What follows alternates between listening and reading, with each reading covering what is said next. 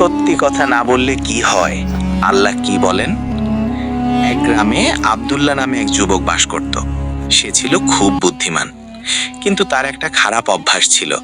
বিপদে পড়লে বা নিজের স্বার্থ রক্ষায় সে অনায়াসেই ছোটখাটো মিথ্যা বলে ফেলত। সে ভাবত, এতে কার কি ক্ষতি। একদিন আব্দুল্লাহ তার এক প্রতিবেশীর বাগান থেকে কিছু ফল চুরি করে। যখন ধরা পড়ার সম্ভাবনা তৈরি হলো, সে আরেকজন নিরপরাধ মানুষের ওপর দোষ চাপিয়ে দিল। তার মিথ্যার কারণে সেই লোকটিকে গ্রাম থেকে বের করে দেয়া হলো। আব্দুল্লাহ সাময়িকভাবে বেঁচে গেলেও তার মনে শান্তি ছিল না।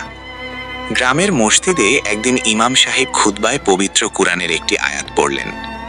হে মুমিনগণ, তোমরা আল্লাহকে ভয় করো এবং সত্যবাদীদের অন্তর্ভুক্ত হও। সূরা তওবা 119। ইমাম সাহেব আরো বললেন, মিথ্যা বলা হলো সব পাপের মা। এটি মানুষের আমলনামা থেকে বরকত কেড়ে নেয় এবং তাকে জাহান্নামের পথে নিয়ে যায়। কথাগুলো আব্দুল্লাহর বুকে তীরের মতো বিঁধল। সে রাতে এসে ঘুমাতে পারল না।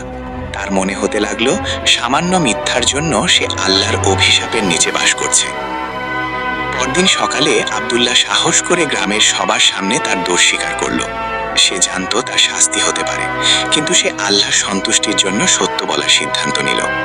গ্রামবাসী প্রথমে রাগান্বিত হলেও তার সততা দেখে তাকে ক্ষমা করে দিল এবং নিরপরাধ লোকটিকে ফিরিয়ে আনা হলো।